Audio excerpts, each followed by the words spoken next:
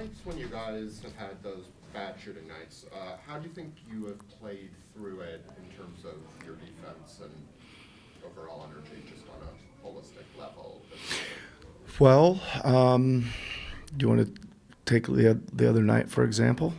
No, you played pretty hard with the other night. I think we did. I think I certainly think we did enough defensively to give ourselves a chance to win that game, and we just certainly didn't do enough offensively, right? I think, and again, thanks. And I think that,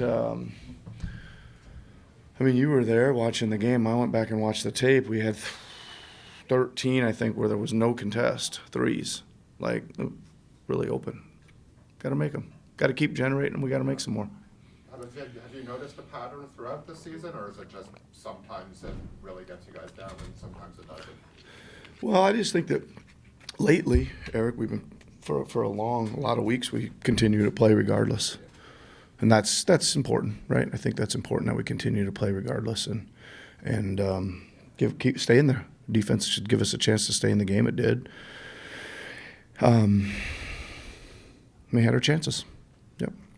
Would you, in a perfect world, would you play defense, or would you emphasize different things defensively if you had a team that was more routinely like making a lot of threes, being a team that was a big shot making team, or like, in other words, getting offense from your defense? I know that was sort of a priority, even going back to, say, Tampa, for example.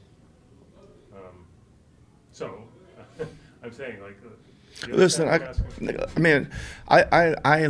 really like to coach defensive basketball, and I really like the game plan and breaking it down and trying to take away team strengths, take away individual player strengths, try to come up with ways to make it difficult for them to score. I think that's kind of where I start in my preparation for every game, and it's been that way for 20 years. No, but I guess for me, 20 years where I think that's the first thing I'm always doing is trying to put together a game plan to win, and it always starts on that end of the floor. Right. I don't know if that answers your question at all. How much do your offensive limitations or realities impact your overall defensive strategy? Yeah, your emphasis on winning possessions, so causing turnovers, crashing glass, that kind of stuff, which has carried your offense at times. Mm-hmm. Is it out of necessity, or is it something you really believe in, independent of personnel or otherwise strengths? I think we always try to make the best decision based on our team, right, first and foremost, and it's also something I really believe in. Anybody else have anything? It's okay. Go ahead, Abby. Oh, go ahead. Sorry, Savannah. It's okay. No, before the last game, obviously it was a big decision ahead with the status of Jeff Doughton Jr. How did that go? What was that conversation? And where did you guys kind of land ultimately? I know the results of it, but. Yeah, well, we've got, Jeff used his 50 dressed games for the season. Just like I said the other day, we had a couple injuries in the backcourt, so we decided to keep dressing him, knowing that number was coming to an end. Kind of worked out pretty good. He played pretty good. We got some wins, et cetera, et cetera. And I also said the other day, we're always going to look at the big picture for this. Like, we think Jeff had a pretty good year development-wise, played a lot of minutes in the G League, showed he could impact and play solidly in a role in the NBA. Still a very young player. But we also have some other guys that we've got in our development system that, I don't think we're just really in the habit of waving guys like that we've put some time into, or some, like Delano or Joe that we've just signed. We don't really have that many players like Joe on the roster, so we want to get him into our development system too. We are, healthier with Will. Gary's back, Delano's even back, so we just felt like that was the best situation overall. A big part of Boston's season, Joe becoming the head coach from the assistant seat. Other assistants have Yep. where many of your assistants stepped up. What's the key to making that work? Well, I think that, I think every situation's different, first of all.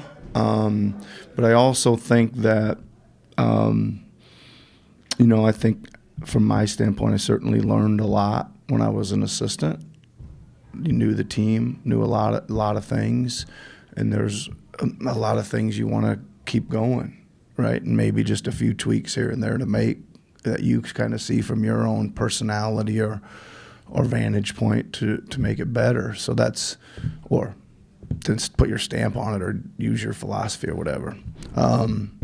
That's really the biggest thing. I think it's a pretty big advantage sometimes, yeah.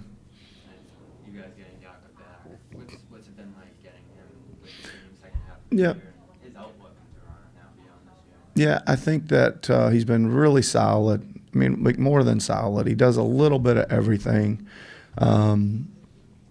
Seems to be out there every night, right? He plays tough. He protects the rim. Really has helped us kind of defensive rebound with a little more ease and been able to get out and transition a little more off of stops.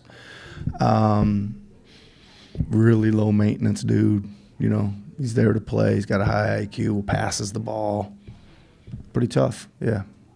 Abby. Justin Champagnie when he was in the system and what it was like. What did we see from him? Yes. Yeah, well, we really liked his probably his biggest strength that we liked was his rebounding per position or by position, right? He really has a knack for the ball, both ends. Just like really uncanny knack for it. So I think that's probably the first thing we saw, and then we obviously spent a lot of time trying to develop other parts of his game, his shooting, his driving, his ball handling, just defensive, his way he can handle schematically, defensively, and all those kind of things. But happy for him. Great dude. Put in a lot of hard work. Really, really like him.